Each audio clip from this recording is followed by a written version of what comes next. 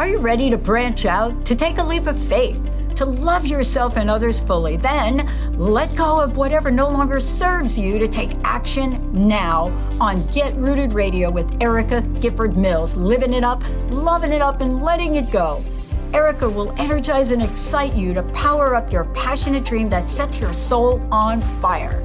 With Erica's E3 approach, equipping, empowering, and enlightening yourself so you can be yourself for yourself. Get ready and get rooted to live a life without regrets, without what ifs, without should haves, and especially without empty feelings from a life unexplored. This hit show helps you build powerful and intentional roots to live it up, love it up, and let it go. Get fearlessly ready and powerfully rooted in your yes with your host, Erica Gifford Mills, and be fearless about your more and stand in your yes.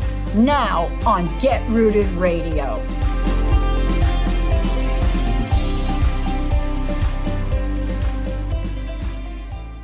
Welcome, everyone. I am Erica Gifford Mills, and you are listening to Get Rooted Radio. Living it up, loving it up, letting it go, right here on Transformation Talk Radio. A big shout out, as always, to my producer today, Moxie. Moxie, how you doing? I couldn't be better. Thank you for asking. Well, I think you will like today's episode. It's called Developing Your Personal Power. And a key detriment of personal power is the ability to recognize your ability to influence the behavior of others, regardless of what position you may hold, personally, professionally, socially. It is really the self-awareness, your confidence, and to bring others in with your charm, your wisdom, your knowledge, and really your influence. And today, my guest and I will discuss how personal power is manifested. But first, a little bit about my guest. Robin West Smith is a native Detroiter, and it is a proud product of the Detroit public school system. Robin earned several credits towards an associate degree from Wayne County Community College, but was never able to complete. After 2 decades of child rearing, she decided to transfer her credits to Wayne State University and completed her bachelor's degree in economics. She has completed her master's in urban planning with a concentration in metropolitan growth management and a certificate in economic development. Robin was also able to complete a second Master's of Arts with a major in sociology and as a certified trainer with the Professional Women Network in Kentucky. She has co-authored several books, 7, I believe, total. She'll correct me on that if I'm wrong, with PWN Publishing, which is a great publisher, mine as well. And she's now focusing her studies on completing a graduate certificate in nonprofit management and has been appointed to the Monroe County Community College in Michigan, the board of directors for its nonprofit, the Foundation. This is the first time an adjunct professor has received this prestige appointment. After successfully completing almost 30 years in a corporate America, working in the information technology industry, Robin decided it was time to share her lived experiences with others and is currently teaching sociology courses at Monroe County Community College. She will be following through on her dream of helping more women reach their potential with her business venture, Women Who Rise LLC, focusing on helping women who lost a job as a result of the COVID-19 pandemic. That is wonderful news, and I think that is so much needed right now. So thank you so much, and welcome to the show, Robin. Hi, thank you so much for having me, Erica. And there are just 2 corrections. Okay. Actually, this year I co-authored 2 more books, so now I'm up to 9. And I did complete the nonprofit graduate certificate last year. So Woo-hoo! Yes, that was it. Yeah. Congratulations. So as I mentioned, we're talking personal power. So first, what is it? What is personal power? Well, personal power is your ability to feel good about who you are without any exceptions. It is also that ability to be comfortable in a room full of strangers and knowing that when you open your mouth, it'll be just like E.F. Hutton. Now, for those of you all that are on this or listening to this podcast, let me tell you who E.F. Hutton was. E.F. Hutton was a industrialist as well as a pioneer in many investment type organizations. And they had a commercial back in the day that would say people would be sitting in a room and they would say, somebody would start whispering, and it was E.F. Hutton. And so the commercial went like this: when E.F. Hutton speaks, everybody listens and the room gets very quiet. So I like to say that that's that personal power of knowing that when you open your mouth, people are going to listen to you. If nothing else, for your breadth of knowledge as well as your authenticity.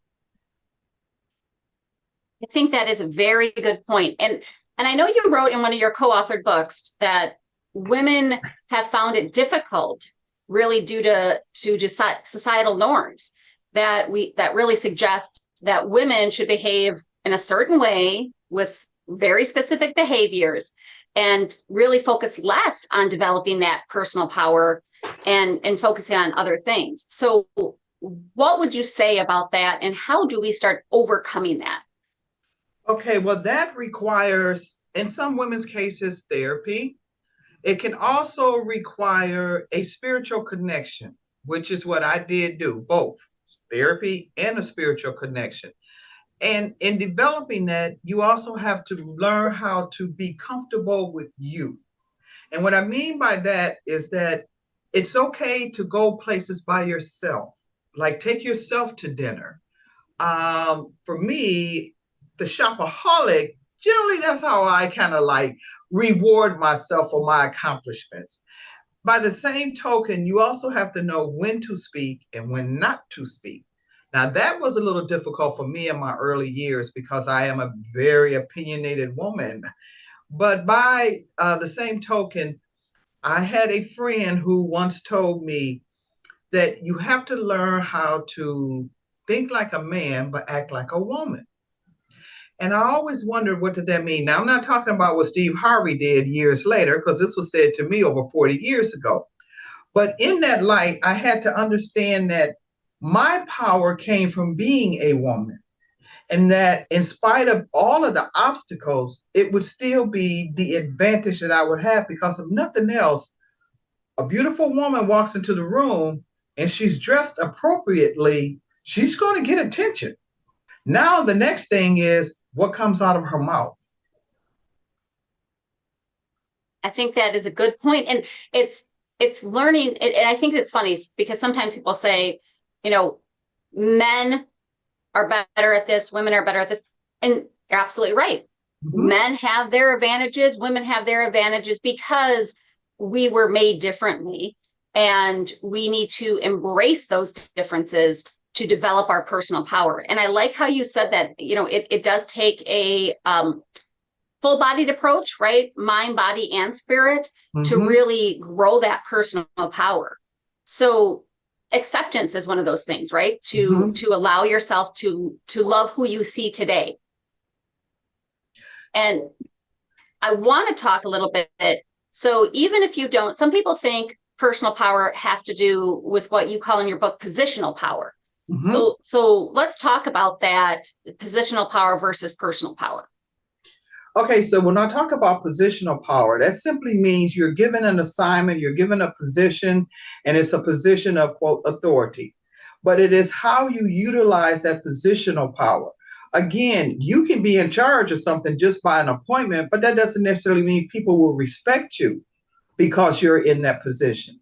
You have to also be able to be comfortable with the position, so that when you do walk into the room, so to speak, and you're surrounded by a bunch of, as the young people like to say, haters, you want to know that you will garner their attention, but in a positive way. And that can be a very tricky landmine to maneuver. Yeah, it's like that age-old adage: are you a leader or a manager, right? Because you don't have to be in a position of authority or a appointed position to be a leader. And I tell that to my team all the time. You guys can lead by example. You can lead by the way you conduct yourselves and the way you do. You don't have to necessarily have a title for that. But there's an exercise that I like that I saw in your chapter that talks about, think of a female in an appointed position of power, whether that's a leader, a CEO, manager, whatever that is, and describe how she presents herself. And then you asked, can you recognize if she has personal power or just positional power? And what would you say some of those characteristics are by just seeing a person walk into a room and present themselves? Okay, first and foremost, when you walk in, especially if you are a tall person like I am, walk with your head eye level to everyone in the room, even to the tallest person in the room. Do not walk in hunched over, which is sometimes what women do, especially tall women. Also, walk with a certain rhythm, if you will, and walk in and pretty much just by your aura, let them know that I own this room, but I'm going to tell you how I own this room without ever having to say a word. I want to reference back to some of the books I read in my early years in my corporate career. There were two of them that were very instrumental for me. Boss Lady and Games Mother Never Taught You. And Games, in the book Games Mother Never Taught You, women, as just being genderized, we are always taught to be accepting or don't make waves, don't want to try to be seen. And so what happens with that is that we are suppressing our self-esteem. And in addition to that, we were also taught not to be competitive. Unfortunately, we were also somewhat cattish. And I say cattish by the fact that we do tend to act like little cats, trying to scratch each other. And the thing that I had to learn was that not everybody is my enemy, especially another female. Contrary to whatever she may feel or say or do, there was still something in her that I could utilize that could be beneficial for both of us. Developing relationships is critical for personal power because you never know who can help you. And in Boss Lady, that was written in I want to say the mid 70s. And it was written by a woman who had just become a high-level executive in a corporate organization.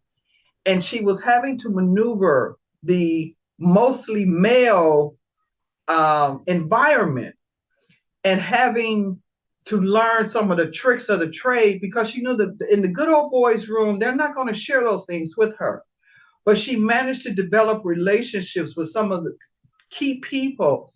And in turn, they did share some of the secrets with her. And that led her to be a more successful, quote, boss lady. And that is important, right? Establish collaborative relationships where you can help one another. And I always like to say sometimes women,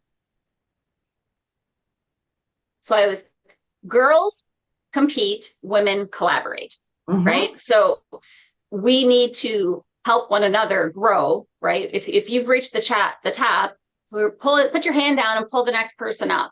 And I think that's where we need to focus, not only once we have our personal powers, how then do we lend some to somebody else until they know how to get their own.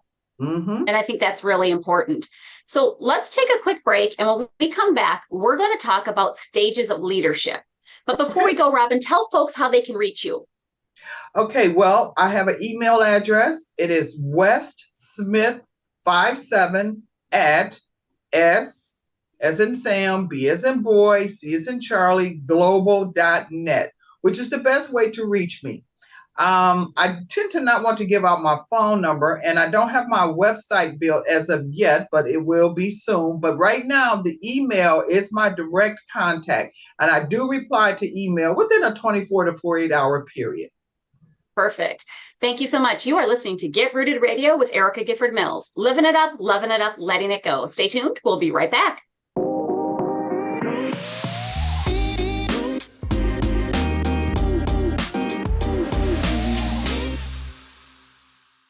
Welcome back to Get Rooted Radio with Erica Gifford Mills. Living it up, loving it up, letting it go. If you missed any portion of today's episode, you can catch it on getrootedradio.com. That's getrootedradio.com.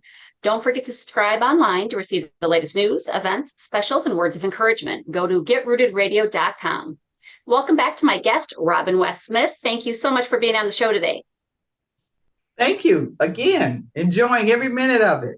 All right. So during the last segment, listeners learned about personal power and the differences between positional power and personal power.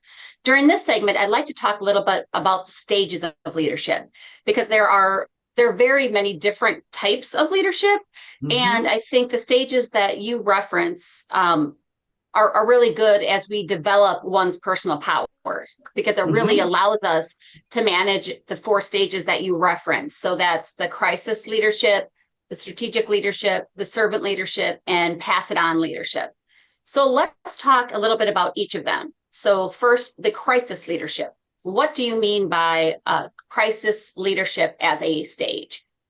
I basically mean it's the ability to make a difficult decision during a stressful situation. And we are always faced with those types of decisions. The key is to be able to first and foremost make that decision, and then second, and the most important, is to stand by that decision, because it may not be a popular decision, but you know in your heart, if it's a decision that's being made for the benefit of someone other than yourself, it's the best decision. But if you're making the decision strictly for you, then no, it's not going to be a good decision. And so that means weighing sometimes what they say, your least popular to the worst popular, okay? And again, it's always an individual call. It's based on the situation. It's based on who will be impacted by your decision. And it's based on, can you look yourself in the mirror and say, I did the best I could with what I had. And I mean, that's all about, right in the title, crisis, right? There are various types of crisis, and not everyone, and I think that's the biggest thing as a leader, not everyone's going to like your decisions. And there are reasons why they have to be made, and why not everything can be maybe told. So I think that's great. And that will help develop your personal power. What about the next one, strategic leadership? Okay, so when I talk about strategic leadership, I'm talking about the ability to identify a problem and come up with a solution by thinking about the problem using critical thinking skills. I can give you an example. When I was in corporate America, I was working on a major project that was getting attention from all over the General Motors Acceptance Corporation, GMAC. And when I talk about the leadership, I'm talking about at the highest executive level. And it had to do with delivery of some key merchandise. And knowing that if that delivery was not made by a certain date, we would not make our quote day one for starting operations. It had to do with some legacy applications, and they were going to need to be installed on laptops for the executives that were going to be working remotely. And now this is back in the beginning when we were really just learning a lot about laptops and learning about what kind of applications would run efficiently on a laptop. So I called a meeting with all of the high levels, and I made a strategic decision. And I basically told them, I said, okay, are these legacy applications really emergency applications that in no other way, shape, form, or fashion you couldn't do your business, which is trading $1 million every hour, which is what it was basically. And when we had the management for the customer side start thinking through the process, they did realize, well, you know what? No, we really don't need those applications for the day one. We could get by with just this, or this. I said, okay, then let's move in that direction. And so because this was an office that was going to be opening up in the General Motors headquarters in New York, Manhattan, New York, and because we knew how GMAC, how much money goes, through the hands of these applications, so to speak, they were willing to accept my suggestion. So much so that the actual, what we used to call them, the executives at EDS, the client executive, the highest level client executive, he came back and told me, he said, Robin, he said, I really appreciate you making that suggestion about holding off on those legacy applications. But not only that, you gave them a workaround. And that is always the key, being able to give the workaround. That is a great example. And like how you put that, because it's thinking strategically. You're thinking not only the big picture, but the final, what low hanging fruit can we do to get us to the next point so that we can be ready long term. And I think that's sometimes people forget that. Yes, you have a goal, but you're not going to reach your goal in one thing. You have to take it in steps. And so I think that's great. And it also allows individuals to fulfill their personal power in looking at it step by step. The next that I want to talk about that you mentioned is servant leadership. What do you mean by the servant leadership model? Well, never ask anyone who works for you or with you to do something you're not willing to do yourself. And I say that to say this. There have been many times I've had to facilitate a business meeting during my corporate days. And if I came into the room and there was something not right with the room, I didn't go call somebody to come and take care of it. I took care of it myself. Now, I have to give credit where credit is due on that way of learning leadership. And that was through my mother. And if you remember, Erica, when I did the presentation and I had her little picture in the corner, and I told you the 7 things that I will always remember that she shared with me, that was one of them. She would always say, Robin, do not wait for somebody else to do something you can do yourself. And I think when people who work, quote, for you see that you're willing to get your hands dirty, they'll be more willing to follow you as opposed to being forced to follow you. And I apply that same thing in my teaching at the college. I never asked my students to do anything that I wouldn't do myself first. And I think that servant leadership also comes from your spiritual side as well, because we know even if you are an atheist or not, you know that when God's son came onto the earth, he did not ask any of his disciples to do anything that he was not willing to do himself first. And when he talked about it's one thing to be a leader, but it's another thing where you also have to be the follower in some cases, which is one of the assignments I give my students right at the beginning of class. Are you a leader or are you a follower? And in both times in your life, you're going to need to be both. And that to me is what servant leadership is all about. Being able to step out and do the things that may be difficult to do or that may be kind of dirty to do, but not being afraid to do them. And I think you said something very key there, is that you need to be able to get your hands dirty, right? If you're actually in there doing the work, you're not outside pointing where they need to go. You're actually in the mud with them, going through the trenches. And I think that's really important, as well as when you build a team, whether you inherit them or not, right? Whether you hire them or you inherit them, it's typically you want somebody on your team that's smarter than you. I don't want somebody who has all the same skill sets as I do, because then I want somebody better. I want somebody who can do things that I can't, so that it will round out the team.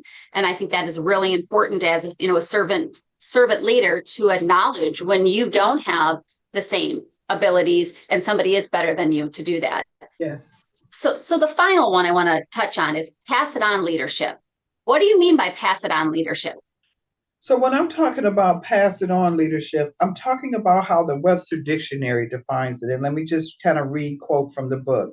To tell other people something that one has been told. Any person who has developed their innate personal power will always be willing to share their lessons learned with others so that they too can develop personal power. And I say that, and one of the reasons why I will be doing the business Women Who Rise, and it's based on the title of my book, is because there are so many young women coming along, and they need to understand what it means to be a successful, empowered female leader. And the students that I teach, I try to instill that in every class and every semester. And I do it in such a way as to, they don't even know that that's what I'm doing until the semester is almost over. So when you can do it nuanced in a way, then you get a note or something from a student, you were successful. And so my company will be doing just that. My workshops will be designed to say to a woman, regardless to where you are right now, and don't even look at age. We're not even going to talk age because I'm going to tell y'all that I had a birthday on Monday and nobody will guess how old I am, but we'll get to that later. But the fact is that you can start at any point in your life to be even a better you than what you were yesterday or the woman that you were before you walked into this class or this workshop. So for me, pass it on leadership. What am I going to do with it? When I go to the grave, that's it, and nothing else left for it. If I haven't left a mark in some way, shape, form, or fashion, I feel that I have done myself a disservice. And it's, again, how we talked about once you get to the top, whatever that top is, right? Whatever mountain you're climbing, and you can bend down and give that hand to pull the next person up. Yes. Pass it on, right? Yes. It's so important because the more people see that in the world, the more it's like the ripple effect. You know, you're kind to somebody, you smile at somebody, they might be kinder, they may hold open the door. Same thing in all this, and the leadership and the mentoring is go out there. I mean, I know how much I appreciated when I had a mentor, and being able to do that for somebody else is so important. So, and there's a commercial that comes on, and I love this commercial. It's called the Pass It On commercial. Have you seen that commercial? yes, I have. Yes. The one that's my favorite is the little boy where the two parents have, somehow he got away from both parents, okay? And the one parent thinks the other parent has him, and the other parent thinks the other parent has him.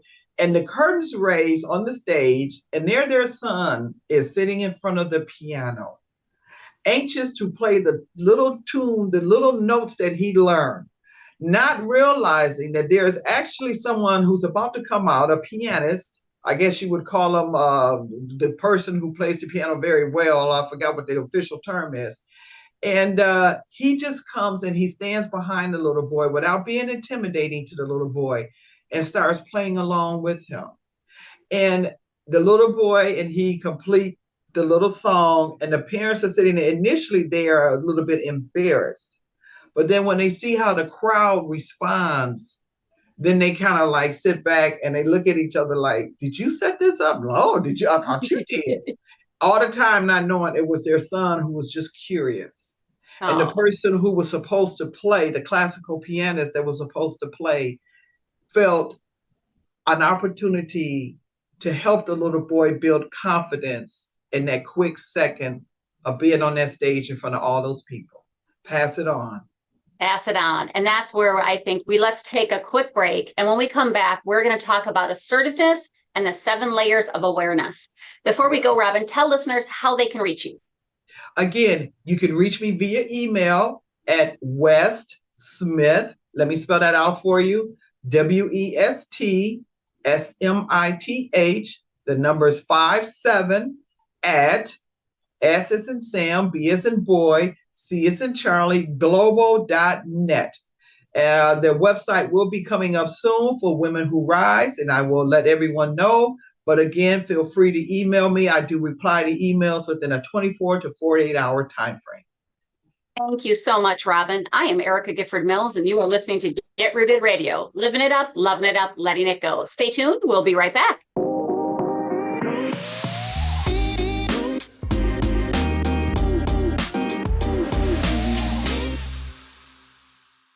We're back on Get Rooted Radio with Erica Gifford Mills. Living it up, loving it up, letting it go. Don't forget to visit getrootedradio.com to listen to a replay of this episode, sign up for helpful tips, and learn about upcoming events. That's getrootedradio.com. Welcome back to my guest, Robin West Smith. Robin, thank you so much for being on the show today. Thank you. Thank you so much, Erica. Well, during the last 2 segments, we've talked about personal power, positional power, and the different stages of leadership. During this segment, we're going to be talking about assertiveness and what it has to do with personal power, and then also the 7 layers of awareness. So let's first start off with, what does assertiveness have to do with personal power? Well, there is a big difference between being aggressive and being assertive. Aggressive people, as we mentioned in the first segment, aggressive people don't care about who they hurt to get what they want. Assertive people do. And again, I say you have to be willing to, when you're making a difficult decision as in crisis leadership, You must look out for everyone in that decision and not just how that decision is going to benefit you.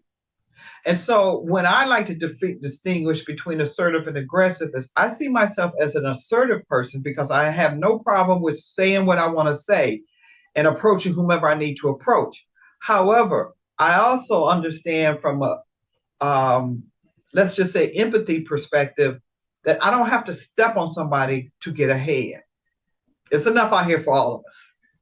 Yes. And I think that's where sometimes when men are assertive, it's good. When women sometimes appear assertive, they get labeled aggressive when it's not aggressive.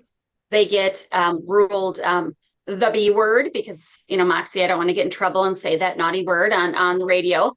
But it's really about being confident, showing that, and okay to question. I encourage my son to do it all the time. I encourage my clients to do it because you need to question, you need to be assertive, you need to stand up for yourself, you need to be able to be heard.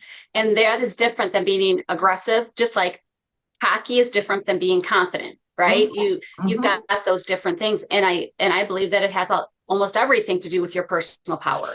If you're meek, if you're don't apply that assertiveness, how is your personal power going to come out? And I think also, and this is what I really want to spend some time on, is that the ability to get through those 7 layers of awareness that you list out will help in developing that personal power. So the 7 levels are described as the animal level for number 1, mass number 2, aspirational number 3, individual 4, discipline 5, experience 6, and mastery 7. So let's just go through each one of them and explain the different levels as you see them. So the first one, animal. So with animal, we're talking about the ability to fight or flight. In that regard, are you going to be the victim? Are you going to play the victim in order to get sympathy on your side? And it is easy for us to, and then I'm also been guilty of this myself. But it is in being able to differentiate. It's time for me to stand up and fight for what I believe in, or just say, you know what, forget it. I don't feel like it. I'm just going to just let it go. And then it eats at you. It eats away at you because you go back and you second guess and you think, I should have said something. I should have said something. How about the next level? How would you really categorize the second level of awareness, mass? So when we're talking about mass, we're talking about where the paradigms are built. We're talking about, and not a paradigm as if to say some kind of physical building, but we're talking about, are you willing to go along to get along? And I heard that a lot during my corporate years from one of my managers. Robin, sometimes you just have to go along to get along. And I responded to him and said, no, you don't. No, you don't. Sometimes maybe you need to just speak up for yourself, okay? And if you are different from the masses, which is why I give my students the assignment, are you a leader or are you a follower at the beginning of the semester, to give them a chance before we get deep into the class of understanding society and their role in society. I give them the self-awareness analysis assignment. And even some of their responses, it's like, especially with the generation, I teach Generation Z, and now soon to be Generation Alpha. And social media has been extremely instrumental in capturing the masses, to get everybody to think the same way. And another term for that in sociology is groupthink. Not to say that that's not good, but it's also to say, understand when you are in that situation, when you are just going along with the crowd because you don't want to appear to be different. I could tell you guys a story of my initial rejection of the masses. I was probably about 15 years old. And we had moved in with one of my mother's sisters because the apartment we lived in had caught fire. And there were a group of girls in the neighborhood, my aunt's neighborhood, and they were all close friends. And I got to meet them and, started hanging out with them mainly because I liked one of the brothers of the girls. But at any rate, we were all sitting around in one of the girls' homes and they started talking. Mind you, we're all like 15, 16. We're in this age group, okay? And they said, you know what? We should all make a pact to get pregnant by the end of the summer. And I'm sitting there and I'm thinking, why we want to do that? Don't we want to graduate from high school first? Well, that way we can get all the boys, and then we can trap them and they'll want to marry us. And I'm still thinking, and how is that plan supposed to work again? How is that supposed to work? Seriously. And I started asking this question out loud. You know how you're sitting there and you're thinking you're only talking to yourself in your head and then the words come out your mouth? So I told the girls, there was about 5 or 6 of them. I said, no, I don't like that idea. And they looked at me.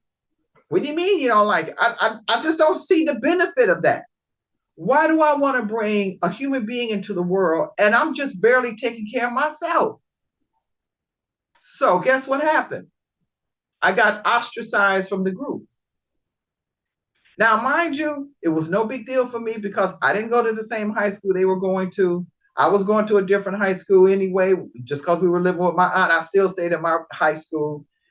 And I think back on that, 4 of the girls did have children, did have a baby, but was pregnant by the end of summer.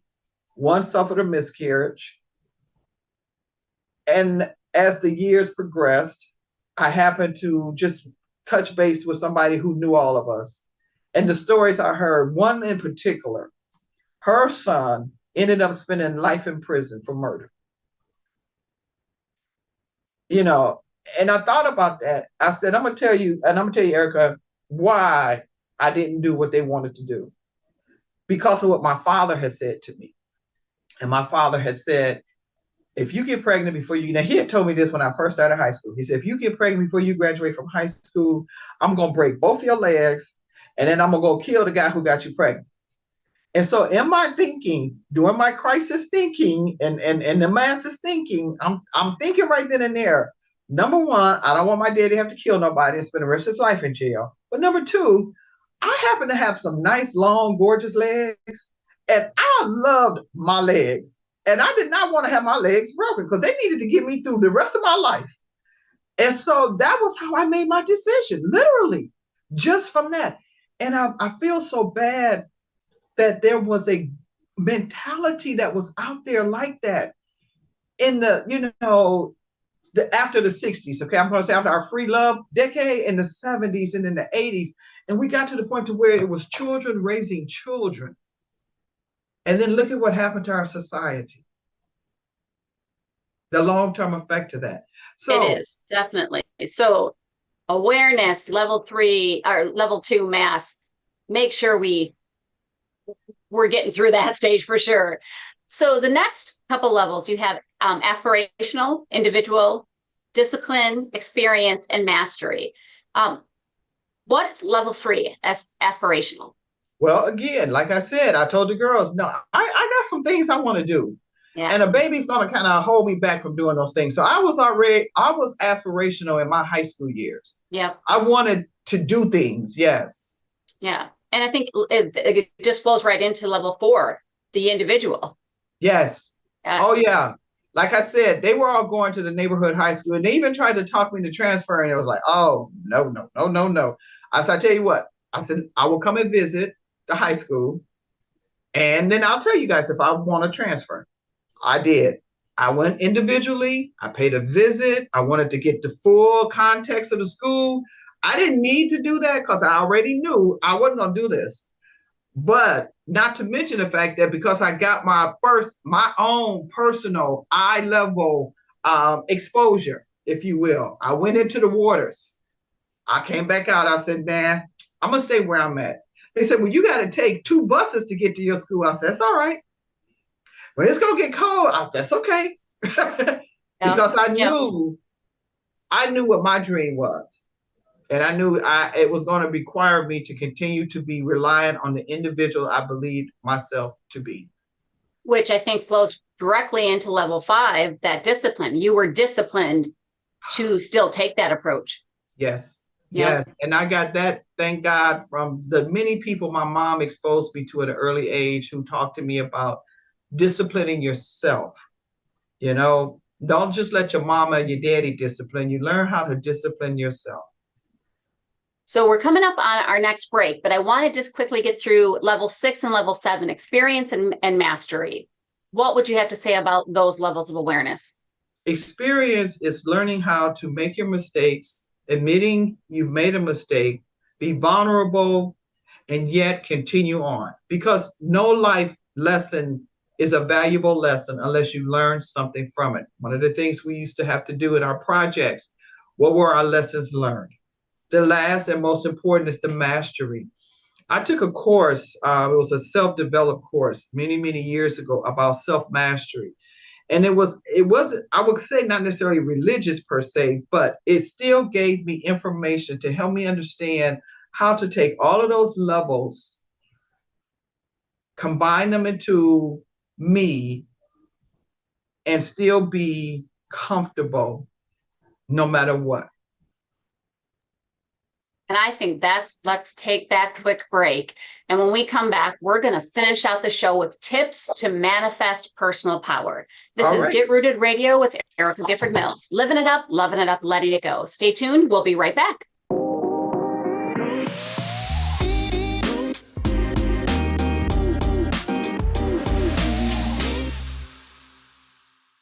Welcome back to Get Rooted Radio with Erica Gifford Mills. Living it up, loving it up, letting it go. If you missed any of the information during the last segments, go to getrootedradio.com. That's getrootedradio.com to listen to a replay.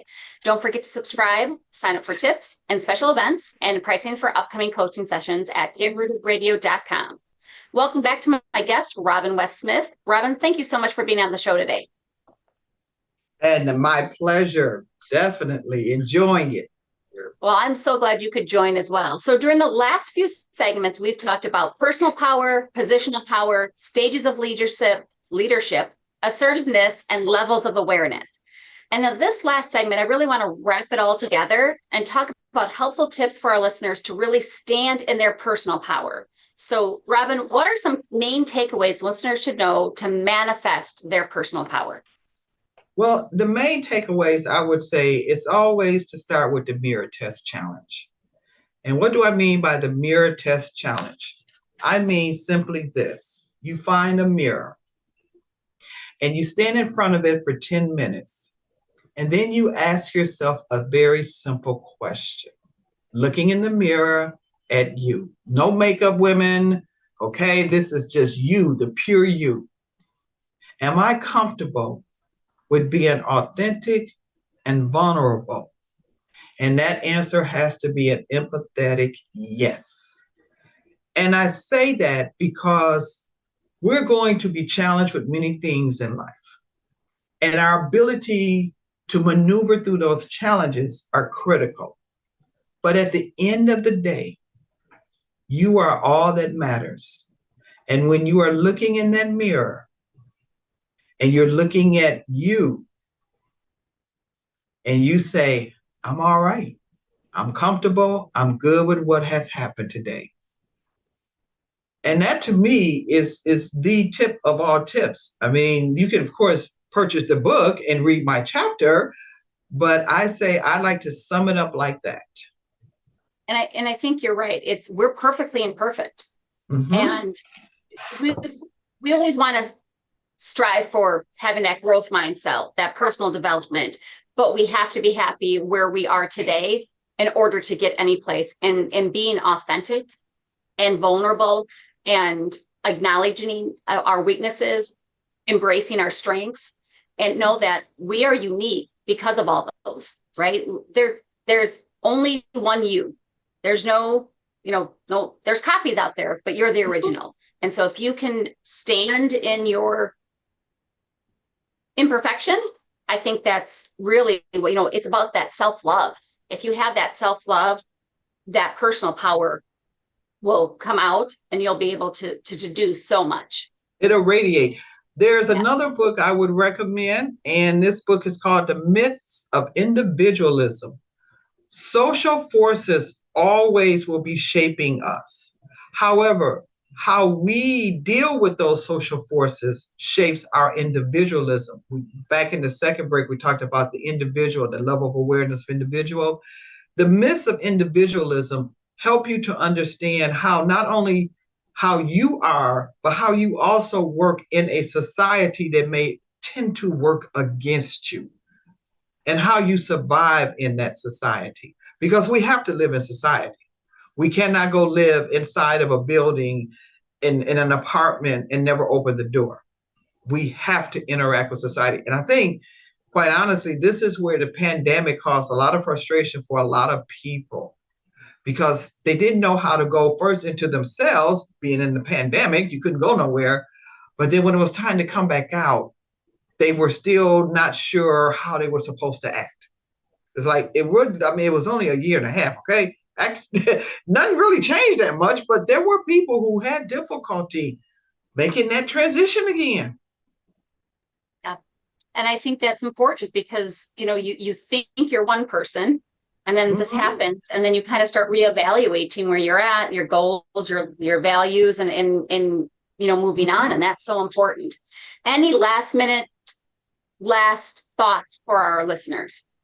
I will say, as again, from the example of the pandemic, always put those who are most important to you first. Whatever you're doing, however everyone, we're working and you're trying to do this and you're trying to do that. Remember what's most important. If nothing else, that's what being away from everyone should have taught you. That when you come back out, nothing is more important than the ones you love. And in addition to that, you are the first, you are the first person, the last person you're going to spend with for the rest of your life. So love yourself. Thank you again, Robin, for being on the show today.